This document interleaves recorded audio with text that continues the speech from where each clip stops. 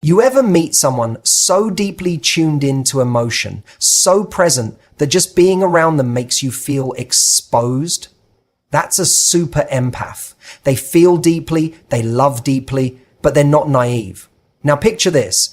They get involved with an emotionally avoidant person, someone who runs from depth, who shuts down when intimacy knocks on the door. At first, the avoidant thinks they have the upper hand. They're cool, mysterious, hard to get, but slowly, subtly, the dynamic shifts. The empath, in their quiet, grounded strength, begins to challenge everything the avoidant uses to protect their ego.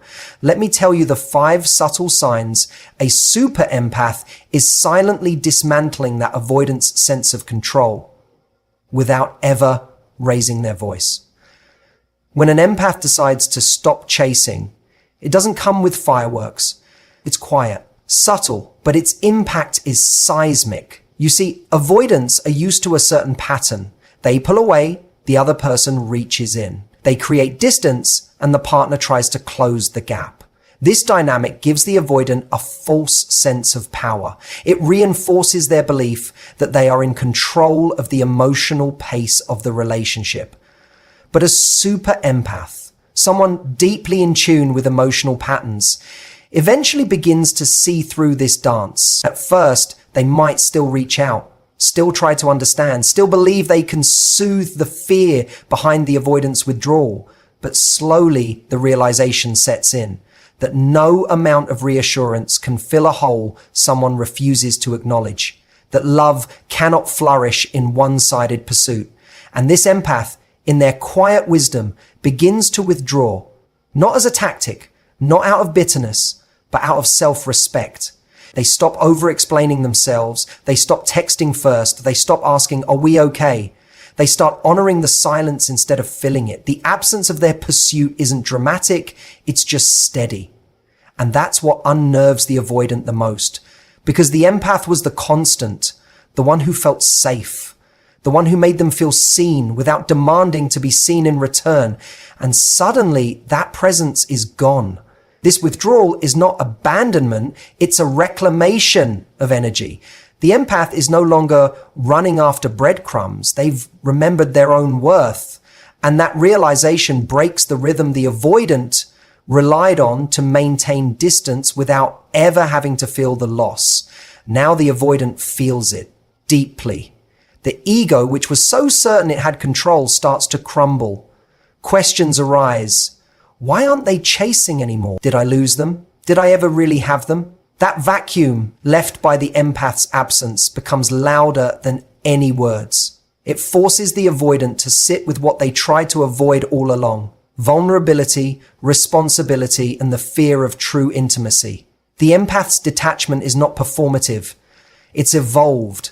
It says, without saying, "I see what's happening here and I won't participate anymore." It's not about games. It's about peace. And for someone who's built walls to protect their ego, the quiet withdrawal of someone who genuinely loved them is more confronting than any argument could ever be.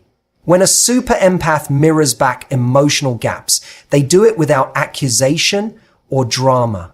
Their strength lies in observation and presence. They don't shout, "You're distant," or demand, "Why don't you open up?" Instead, they become a reflection of what they're receiving. If the avoidant partner starts to withdraw, the empath stops overreaching. If communication becomes inconsistent, the empath mirrors that same energy, not to punish, but to reflect the reality of the connection. And in doing so, they hold up a mirror the avoidant was never prepared to face. Avoidants thrive in emotional imbalance. They rely on their partner to keep the closeness alive while they regulate the distance. But when an empath stops filling in the emotional gaps, the imbalance collapses. The avoidant expects the empath to chase, to comfort, to overpunction. But instead, the empath responds with quiet neutrality. This throws off the avoidant's sense of control because suddenly the power dynamic has shifted. What unnerves the avoidant most is that the empath doesn't demand change. They don't issue ultimatums. They simply stop doing the emotional labor. And that subtle withdrawal is more powerful than any confrontation. It forces the avoidant to feel the emptiness they've been avoiding, because now it's no longer masked by the empath's warmth. The mirror effect isn't about imitation. It's about clarity. It allows the avoidant to see the exact impact of their detachment, but in real time. No explanations, no overanalysis, just space, matched for space. Silence met with silence. The emotional reciprocity they've avoided is now staring back at them, and it's disarming. An avoidant might start to feel irritated or confused. They've changed, they're being cold. But what they're really noticing is that the emotional safety net has been removed. The empath is no longer buffering their fear of intimacy. They're simply responding with truth, non-reactive, grounded, and honest. For someone used to emotional control, this shift creates discomfort, because when an empath mirrors your gaps, you're no longer being managed. You're being seen. And that visibility, without pressure or persuasion, can be far more confronting than someone begging you to open up.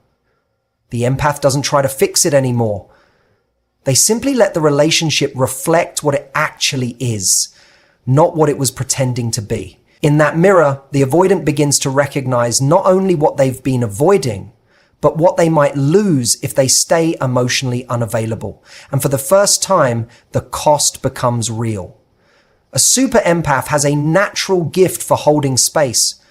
They're the kind of person who will sit with your silence without needing to fill it, who listens to what you don't say just as much as what you do. In the early stages of being with an avoidant, they're often the emotional anchor, patient, understanding, always reaching across the distance to build connection. They don't rush vulnerability, they don't demand closeness, and they don't take emotional shutdowns personally. They know that wounds take time, so they wait. They hope. They continue to offer a safe, open presence. But even the most understanding person has limits. What makes a super empath different is that they don't hold space forever. There's a line, and once they recognize that their emotional openness is being met with avoidance, resistance, or manipulation, something changes. They don't make a dramatic exit or issue emotional threats. They shift. Calmly, quietly, and with full clarity, they begin to draw a boundary not in words, but in energy. Where they once asked, "Are you okay?" they now say nothing. Where they once initiated difficult conversations, they wait to see if the avoidant steps forward. And when the silence stretches out, the empath doesn't rush to close it. They sit in it too, this time for themselves. They begin to honor their emotional bandwidth. They recognize that holding space for someone who won't meet them halfway isn't compassion, it's self-abandonment. When an empath who has consistently shown grace and patience finally says, "This isn't working for me anymore," it hits differently. They're not lashing out. They're not seeking to wound. They're stating a truth that they've taken time to arrive at through reflection, through disappointment, through quiet hurt. And that kind of boundary doesn't spark argument. It creates a vacuum, because now the avoidant is left without the emotional cushion they've grown used to. The empath, once a constant presence, is no longer available for emotional outsourcing. The avoidant may feel caught off guard. They were never pushed, never cornered. They had space, more than enough of it. But the absence of confrontation doesn't mean the empath didn't notice. It means they were waiting to see if the avoidant would choose to grow. When it becomes clear they won't, the empath chooses themselves instead. That choice isn't about giving up. It's about no longer waiting for someone to meet them in a space they've been standing in alone. That calm, grounded decision is what shakes the avoidant most, because it's not made in anger, it's made in strength. A super empath is naturally wired to understand pain that isn't theirs. They often feel it anyway. They're the first to ask what's wrong, the first to empathize with coldness, to see withdrawal as fear, rather than reject. And for a time, this makes them incredibly patient with an avoidant partner. They absorb moods. They internalize blame. When something goes wrong in the relationship, the empath is likely to ask, "What did I do?" even when the answer has nothing to do with them. This ability to take on emotional responsibility gives the avoidant an easy out, one they often take without realizing the damage they're doing. Avoidants, by nature, struggle to sit in emotional discomfort. So when tension builds, they deflect, they minimize, they imply that the other person is being too sensitive, too demanding, too much. At first, the empath may accept that. They doubt themselves, try to shrink their needs, try harder to be easier to love. But over time, the pattern becomes undeniable. No matter how gentle they are, no matter how considerate or calm, the blame always lands in their lap. And now the person slowly and carefully removes to be more and more calm. The blame always lands in their lap. And one day, something clicks. The super empath begins to understand the cycle. The avoidant withdraws, the empath feels confused or hurt, and instead of support, they're met with deflection or silence. And in that moment of clarity, the empath makes a quiet but powerful decision. They stop absorbing blame that doesn't belong to them. It doesn't come with confrontation. It doesn't need to. It shows up in their posture, in their silence, in the way they respond to emotional shutdowns without chasing or justifying anymore. When the avoidant says, "You're overreacting," the empath no longer argues. They just mentally check out. When the avoidant dodges a conversation with sarcasm or avoidance, the empath doesn't try to pull them back. They simply recognize, "This isn't mine to fix." This change unsettles the avoidant because the emotional dynamic has shifted. Where once they could redirect accountability, now there's no reaction. The empath's energy is no longer available for buffering discomfort. They aren't offering explanations or second chances. They've stopped translating mistreatment into something they must endure. For the avoidant, this is disorienting. The person who once softened every edge is no longer cushioning the blows. The person who once bent over backward to understand them is no longer interested in justifying disrespect. In letting go of the blame, the empath forces the avoidant to face something they've spent their whole life avoiding: themselves. There comes a moment when a super empath chooses themselves. And when it happens, it doesn't look angry or loud. It's not a dramatic exit or a tearful plea. It's a quiet, grounded decision made after countless internal conversations, after giving chance after chance, after hoping that love alone would be enough to awaken reciprocity. But it never is. And the empath, who once believed they could hold the emotional weight for two, finally sets it down. Avoidants are used to being chosen by people who will stay, even when they're emotionally unavailable. They often take this loyalty for granted, assuming the empath will always be there, always waiting, always understanding.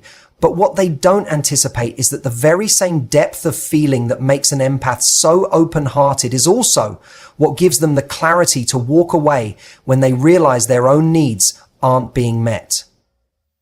They don't leave to prove a point. They leave because staying any longer would mean abandoning themselves. When a super empath chooses themselves, it's not in reaction to one moment. It's the result of many moments stacked on top of each other. Moments of being unheard, unseen, dismissed, minimized. Each time the avoidant shut down or pulled away, the empath stayed, hoping that love could coax openness. But eventually, the empath realizes they're not in a relationship. They're in an emotional holding pattern. And that awareness is liberating. The avoidant may be shocked when it happens. They may say, "But I never asked you to leave," or "Why now?" And the answer lives in everything the empath no longer says. There's no blame, no guilt, no explanation owed, because the truth is simple. Someone who is constantly choosing others at their own expense will one day wake up and realize they're empty. And when they do, the only healthy choice is to stop trying to earn love from someone who fears giving it. This moment is often when the avoidant feels the loss the most. Not because the empath finally exploded or demanded something different, but because they simply left with grace. The absence is louder than any argument could be. For the first time, the avoidant sees that the person who always stayed, who always reached out, who always understood, is gone. Not because they stopped caring, but because they started caring about themselves. And that shift, the prioritization of self-respect over emotional chasing, can be the single most ego-shattering moment an avoidant ever experiences. So here's the truth. When a super empath walks into the life of an avoidant, it's not just a relationship. It's a mirror, a confrontation, a quiet undoing of everything the avoidant has built to protect themselves from vulnerability. Not through force, not through demand, but through presence, patience, and eventually through boundaries that speak louder than words. A super empath never sets out to destroy an avoidant's ego. That's not their nature, but their self-awareness, their emotional clarity, and their refusal to abandon themselves any longer is what ultimately dismantles the illusion of control the avoidant depends on. And here's the irony. The very traits the avoidant resisted, depth, honesty, vulnerability, are the ones they find themselves missing when the empath finally walks away. That silence, that absence, that is the sound of the lesson they never expected to learn from someone they thought would never leave. To the empaths listening, your softness is not weakness. It's your ability to feel deeply is a strength, but it becomes your power when you learn to choose you just as fiercely as you've chosen others. And to the avoidants who find themselves wondering why they feel the loss so strongly, it's not just about missing someone. It's about realizing they were willing to love you fully right up until the moment they realized you never planned to do the same. Thank you for being here, for listening, for doing the inner work, whether you saw yourself in the empath or in the avoidant. Growth begins in awareness. And if you're here, you're already taking that first step. Until next time, honor your boundaries, protect your peace, and remember, real connection starts when we stop hiding from ourselves. Thank you and take care.